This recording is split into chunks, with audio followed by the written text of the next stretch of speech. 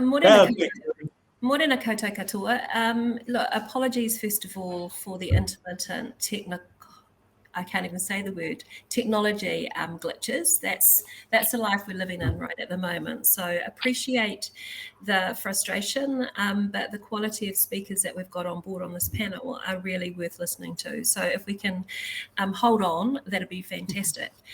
My job is to facilitate this discussion, which of course, given the calibre of people, requires no facilitation at all. But if it makes me look good, well then I'll wear that.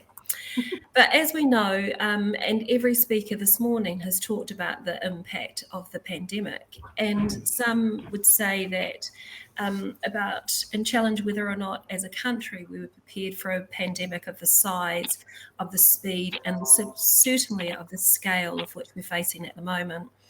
So as a group of nurses, what we were really sure needed to happen is we needed strong and decisive leadership, because the impact of living through this pandemic has had significant consequences, not only for the profession of nursing, the impact on students, the impact on whānau, the impact on communities is significant. And at the moment, it seems like we are in a marathon as opposed to what we could have hoped for as a quick sprint. So last year we did see that we went into, on the 25th of May, a level 4 lockdown in a state of emergency. And as the government came on at 1 o'clock and offered reassurance that he waka ika no, we're all in this waka together, what we certainly were getting is positive messages from the ministry to go hard, go fast, to feel safe, be safe when we're at work. And we are a team of 5 million. So our collective responsibility to each other was very much participant and reliant on the fact that we were part of a team. So the panel discussion today is going to explore some of the challenges of living through this pandemic has had and the impact that that's had, and some of the strategies that we've learned and we're going to adopt moving forward. Remember, as our keynote speaker, Ruth D'Souza said, this is a future of imagination. So let's make sure that we not only dream what a new future would look like, but be instrumental in as we move forward. So as Keelan had said, we've got, first of all, Chantelle, who is, I'm sure, on the screen, and that black screen is just that she's hiding from us as opposed she's gone from us. So just do a shout out to Chantelle and see if she is there. Can you hear me? We can hear you. Okay. I'll hand it over to you. Thank you. Okay. You can hear me, but can you see me? We can hear you, but unfortunately we can't see you yet. Okay. Where has my picture dropped off to? Just trying to work out how I can be seen again.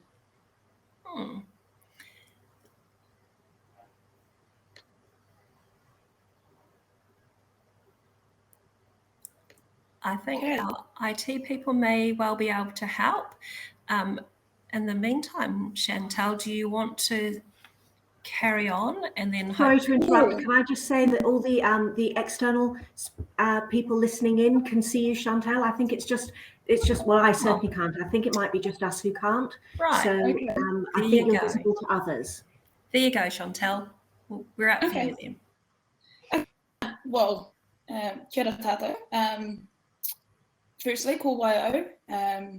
Ko hirua ki te maunga, ko mōkau te awa, ko te uri o hekia ki te hapu, tonga te iwi, ko whenuroa te waka, ko mahuhu ki rangi te waka heke, ko naitonga me rongo marae roa o ku marae, ko Kerri Nuku toku pāpā, ko Clare Thompson toku mama, ko Chantelle Thompson aho.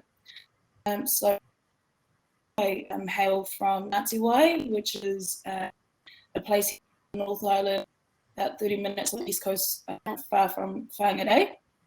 I am a recently graduated registered nurse and an outgoing student unit representative for Te Tai Tokiro. So the information that I speak on today has come from a survey that a group of about 5 of us created and distributed to students over over this year, along with a principal researcher, Jenny. And so some of that data that we got back from students is that they were adversely affected by the pandemic from the lockdown, and this is them personally and academically. Academic, obviously, the face-to-face interaction was lost given we're in level 4 down and we had to take that studying home.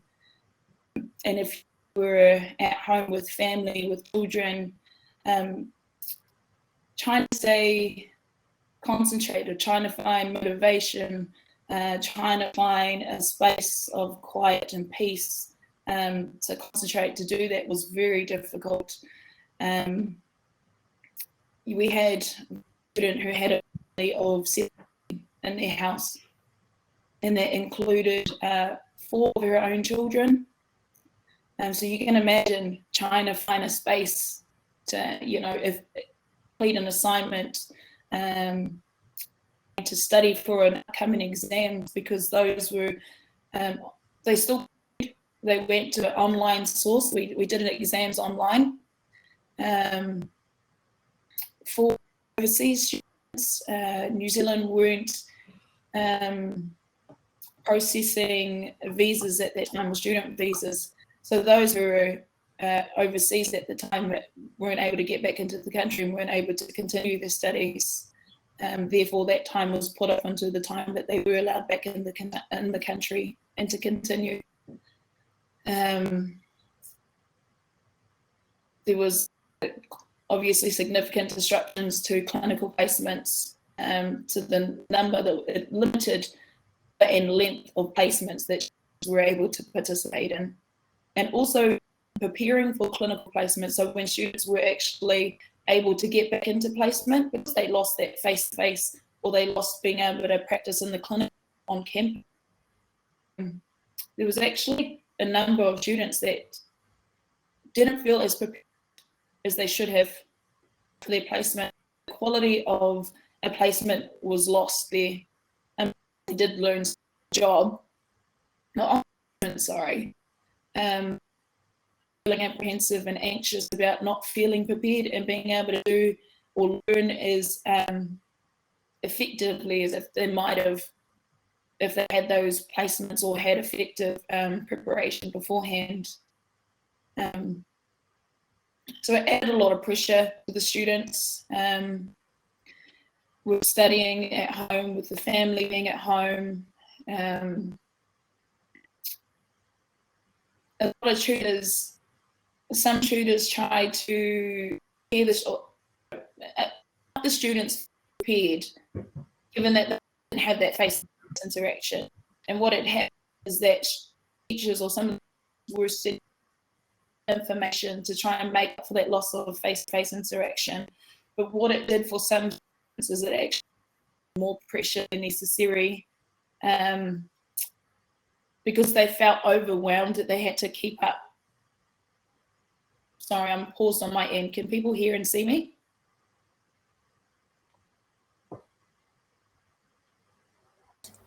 Yes, okay. Yes, students were overwhelmed that they were trying to keep up with all these resources being to them.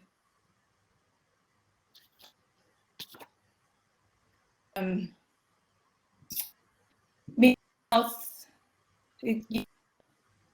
all that pressure and all the stress of trying to maintain. Screen's going, so I'm not sure if you heard or not. We can still hear you loud and clear. Oh, okay. So, no, I lost myself. Sorry, guys. So, that's right, mental health. So, the mental health took a bit of time. Were pressure of trying to studies, maintain a family, trying to be a teacher if you had children at home. Trying to balance that home life with study life, while all being in the one bubble was quite difficult. And because of that, some of us very overwhelmed. Some of us didn't know whether we could get through. Some of us,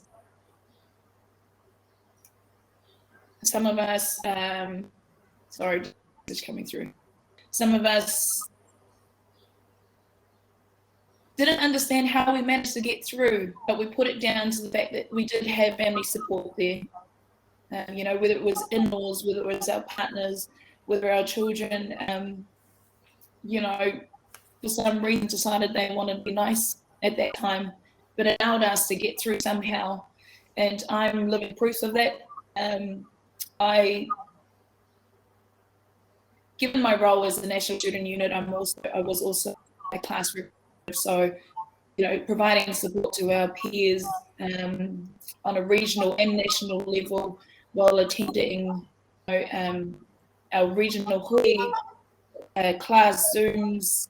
I've got 3 children at home, so being a mum to 3 children, 3 different classes, 3 different learning was very difficult. And as any of the I was very overwhelmed. I would have fun, I would cry. I would pick myself up. And I found many of us were doing that. And some of us had to take time, come back to a time. Some people 6 months, people took a year. Now, it was a bit too, it was too much with it was too much to cope with the pressure of the studying from the face interaction environment, you know, kanohi, and have your children easily accessible to all of everything to Zoom, one tutor to however many students all trying to access that one tutor became challenging, because then there was wait times for response, and if you had an assignment that had a deadline, you know, that just created further stress for you. There was one student who made a comment on the survey, and they said that I was affected mentally. I questioned the fulfillment of the course where I expected and hoped to be. I think as students, we often cast our eyes to the future and question ourselves whether we are on the right path and how the following year would look for us. So as just anyone out, like everyone else, students were facing that uncertainty, and it was very scary to think about the environment we were going in, you know, how supported students were going to be on placement. And while the focus was, you know, trying to survive a pandemic, we have to give credit, because the survey did highlight that we were supported well on placement. There is a number of students who could have done with more support. You know, there was some uncertainty there for them, but the general and overall, there was good support for them. Chantelle, I just want to thank you very much for your kōrero. It does seem that throughout some of the presentation that it went a bit patchy, and I think the importance of the kōrero, certainly that needs to be something that's shared, because not having been a student, especially during these difficult times, those issues that you raised around mental wellness, mental well-being, the support, and in some ways the offer to provide with best endeavours, sometimes those created some of that anxiety and uncertainty and the scariness of the future unknowingly. So I just want to thank you for your kōrero, and wonder if there is an opportunity, because on the feed there are lots of members that are wanting to understand and have been concerned that they've missed out on such a valuable piece of research, and also your presentation. So I just wonder if we can somehow ensure that we do get those views of the students, the tauira, out to our members. But I do want to thank you very much for your kōrero. Ka pai? Yes, certainly. Thanks, Kerri. Thank you. And now we'll just move on to Claire. Kia ora te whānau. Thank you very much, Kerri, and thank you, for sharing your experiences so eloquently and for raising such interesting and important issues. So my name is Clare Buckley. Kia ora. I am the head of school nursing at the Eastern Institute of Technology here on the beautiful east coast of the North Island in Hawke's Bay and also in Tarawhiti. I am also the chair of NETS, which are the nurse educators in the tertiary sector, so all the schools of nursing across the whole country, across the whole motu. And I'm here to talk a little bit about the experience of a pandemic from an educator's perspective. So you've heard what it was like for students, and now I'm going to talk a little bit about as an educator. So obviously the lockdown was shortened, we went into lockdown very quickly, leaving very little time to prepare. And the preparation was mostly grabbing a laptop, whatever folders and documents we could think of, and heading home. The first thing we did was put the students into a study week or a holiday week to give us as educators an opportunity to prepare for online teaching, but also to allow the students to get their bubbles set up, to take the pressure off them of immediately becoming online students so that they could sort out their whānau, sort out their bubbles, sort out their other issues of how this lockdown was going to work. As a group of educators, we worked obviously within our schools, but also within our network of educators. And nursing is an applied science. It's an applied subject. It's about people. It's about communication. It is about doing things. And to think that you could teach nursing online was a bit of an anathema to all of us. And we did scratch our heads a little bit, but a group of my colleagues across the whole motu, the incredible creativity that came out of those amazing minds of theirs for how nursing could be taught online and what resources we could use. And it wasn't just about Zoom. It was also about creating online activities, creating communities in the online space to maintain those connections. And also recognizing that obviously our students have their bubbles to deal with. Our students are, part of bigger whānau. They have their own children, they are children, they have older parents, they have grandparents, they have an enormous number of caregiving responsibilities. But so did all the educators. The educators were responsible for educating the student nurses, but also educating their own children. So they also had responsibilities for homeschooling, for keeping their children up to date with their studies, for teaching the students, for supporting each other, and for developing a whole raft of online resources to continue the teaching. I've just seen my picture is frozen, so I'm not quite sure if I'm still coming across. Now I've gone black. Can you hear me?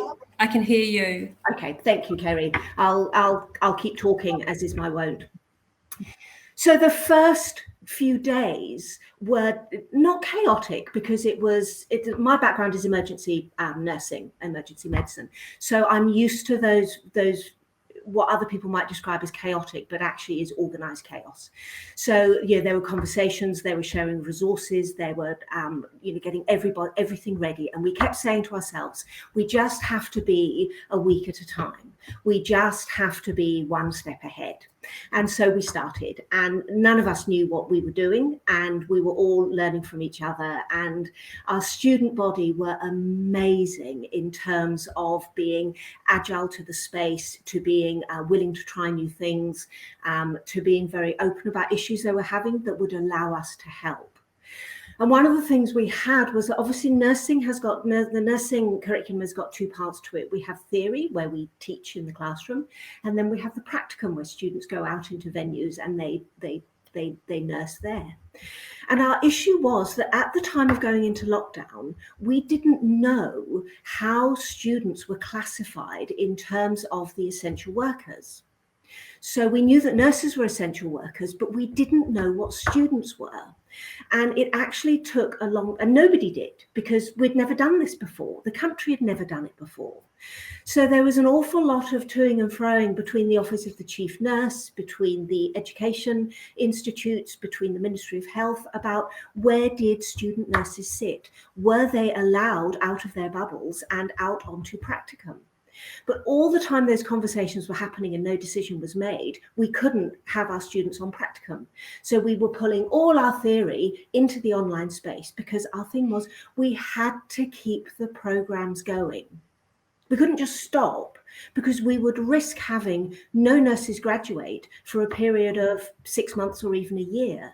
So we had to keep the programs going. We had to keep SS, nursing education, steaming along and keeping the education going. So the challenges were massive. And we heard a lot of the problems that students were having. So each individual institute, but as a body as a whole, we sent out thousands of laptops to our students, couriered them out. We sent out thousands of internet bundles and modems for students who didn't have enough internet to manage the whole thing. We set up hardship funds, and that came with money from the government, but also from the individual institute's bottom line. All students had to do was go online, fill in a form, and we would transfer $400 to their bank accounts, sometimes more, sometimes less. So we recognized that, an awful lot of those issues and did what we could, all the time dealing with that uncertainty of what the future held, what we were doing day to day, how would we manage the online space. And one of the things that was incredibly important to us as educators was to ensure, as I said, that the program kept going, but we did everything we could to reduce the stress on students. So we would do things like, we'd say, look, if you can't attend the Zoom lecture, it's fine, we'll record it.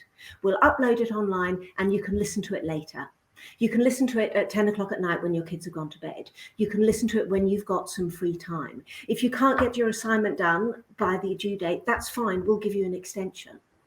One of my colleagues actually set up, when they did exams, they set the exam up to be open for 24 hours so students could access it at a time when it suited them, when their children were asleep, when it was quiet, when they were able to do it.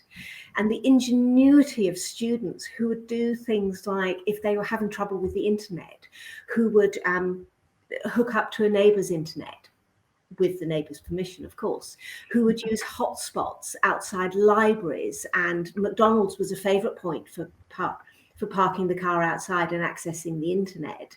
So students were incredibly innovative in those spaces and did everything they could to keep going. And that fills me with such joy because I know what brilliant nurses they're going to be. Because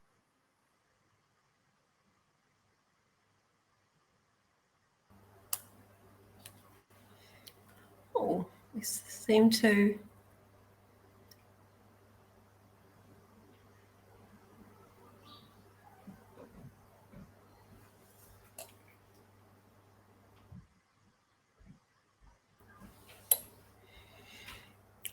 have lost your sound there, Claire.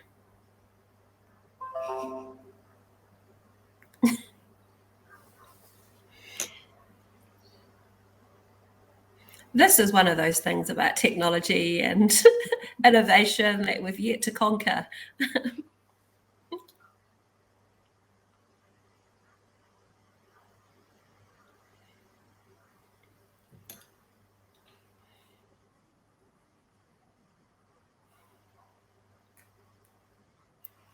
We're just checking, Claire, that you've got the sound, there's nothing happened with the mic, because we see your lips moving, but not the hearing.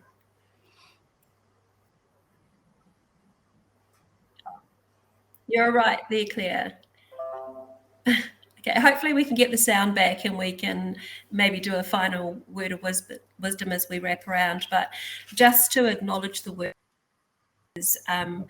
had done to support the students during this time. And just before I forget, I think Jade Power has said that the results in this year will make sure that the results are available for members, that we can send that information out.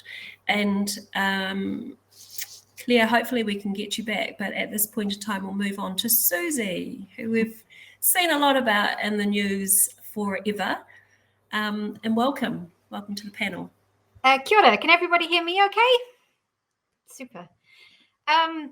Yeah, so gosh, what has the pandemic been like for me? I guess so we've heard obviously the perspective from the student. Actually, before I even start, I just want to say thank you for the contribution of all of you as nurses.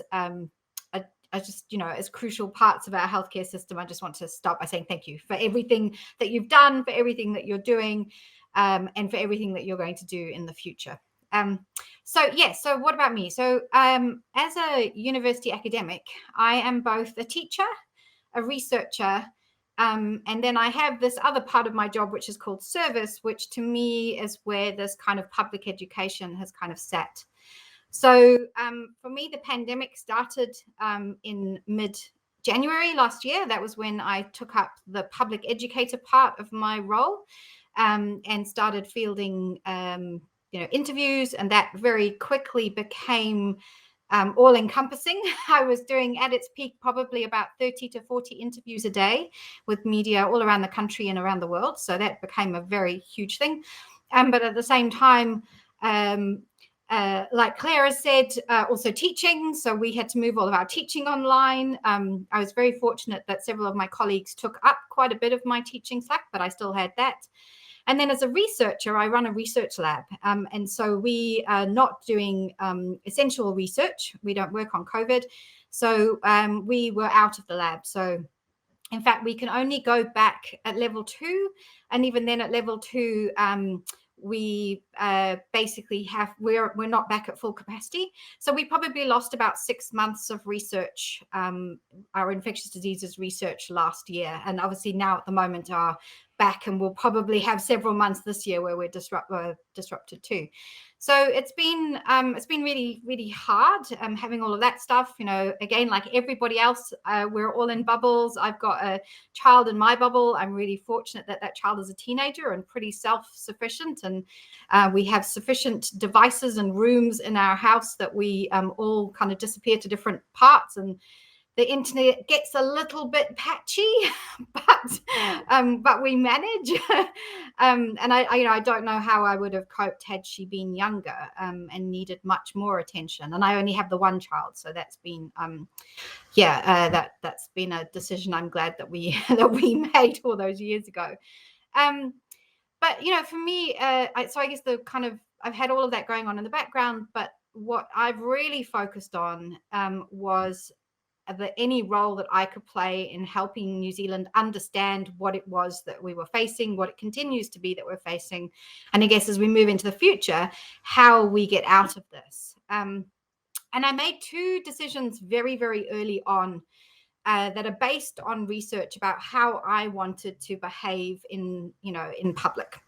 And the first of those is that we don't make good decisions when we're panicked. So despite how frightened and panicked I might have been, I wanted to remain calm and give off an air of calmness, that we could make good decisions if we had the right data and we looked after each other.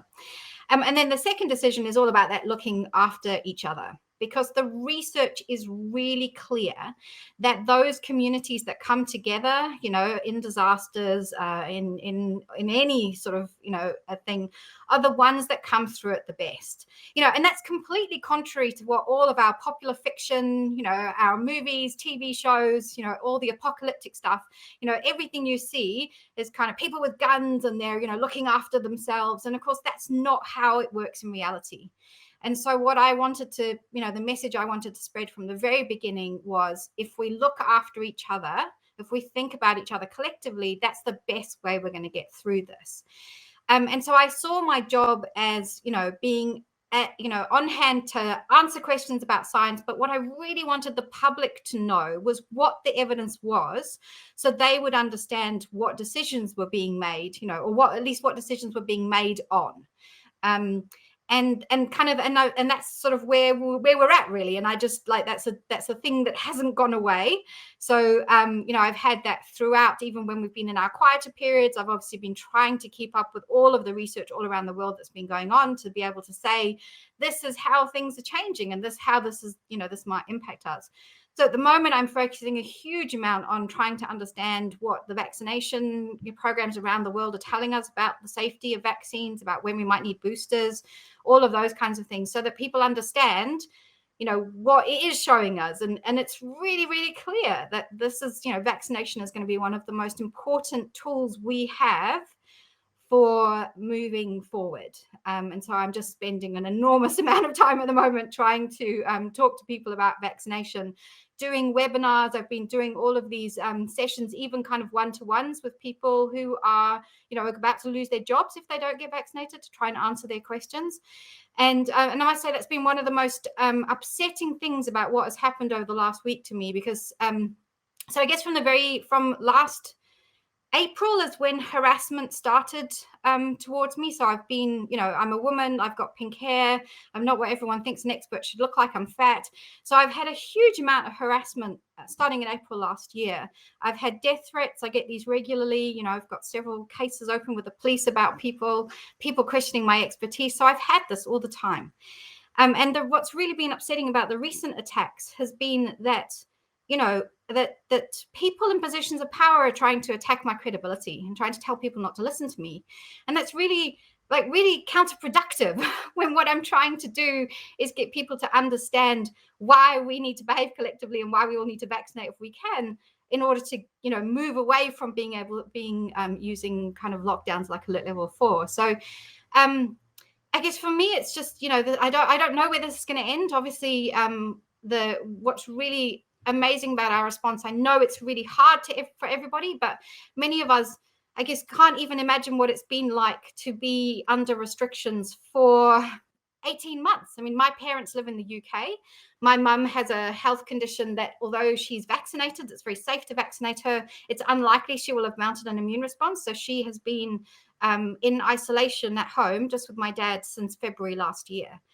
And so it's people like that we have to think about protecting. This whole idea of learning to live with the virus is an impact on you folks, on all of us, that none of us, I think, are really, or many people are just not really fully ready to comprehend. And so that's kind of what my eye is on, that prize. My eye is on, let's stick together. And it's very difficult at the moment. This extra week that's been announced in Auckland, everybody's just had enough.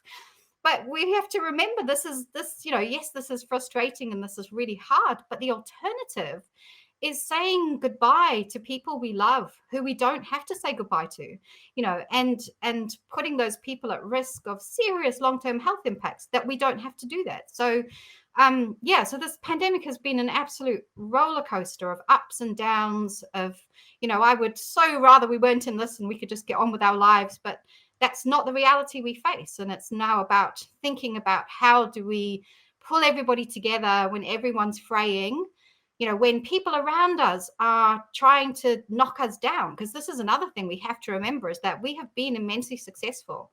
And if we continue to be successful, it will show that other countries could have made different decisions. And that is really hard. And there are lots of people who want to see us fail. So thank you so much, everyone, for your efforts. I'm so, thank you for being part of this team. And I know it's been a difficult, everybody, we say we're in the same waka. We're not, right? Some people have got luxury yachts. Some people have got and boats, buckets. But, we're all in the same seas. And what we need to make sure is everybody is on a boat that's safe and that we get to the right place. Thank you. I want to thank all the panelists, because unfortunately we're running out of time and I've been asked to wrap this up. But I really just want to mihi to you, Siouxsie, and as the chat line would indicate, you have the support of our members. Bullying is not okay, whether it's out of fear, ignorance, the intention to scare people, it's not okay. And all too much over the last year, there's been a significant and far too many people being bullied out of fear and ignorance. But to the panel, I just want to thank you all for the opportunity. I think starting with Chantelle was absolutely fitting, because as new practitioners into this profession, learning not just about science or anatomy or practicum and clinical practice was about facing this challenge, this unknown head on, and certainly articulating the concerns that we're fronting students, and the ability to get on and deal with those as quick as we can means that hopefully we can get nurses graduating at the same pace and not too significantly impacted. I think, Claire, the words that you mentioned, one day at a time, one step at a time, absolutely poignant, because we were all in the darkness around where do we start and how will this end. But I think the protection, the awhi that all of the schools of nursing have provided to students, and understanding their realities has been amazing and significant, and long may it continue. Because as Siouxsie, you said, this is about almost demystifying what's been a mystery throughout the world, the speed, the gravity, the impact that this has had on populations, on communities. We've got to first understand it so that we can overpower it. And it does require that we work together. But you're right, inequity exists in the community. And I wish I was on one of those great big yachts that were out there. The reality is, for us and many of our whānau, we're paddling to survive. And I think as long as we can stop and take a breath and make sure that we've got to all help each other to get through this, to learn around understanding, to not panic when we're making decisions, and make sure that we look after each other, I think those words will go a long way. So thank you very much all for the panel, for joining us and contributing, and a virtual hug, I'm sure, for everybody that's on screen, and we continue to support and tautoko one another. Ngā mihi nui, kia ora.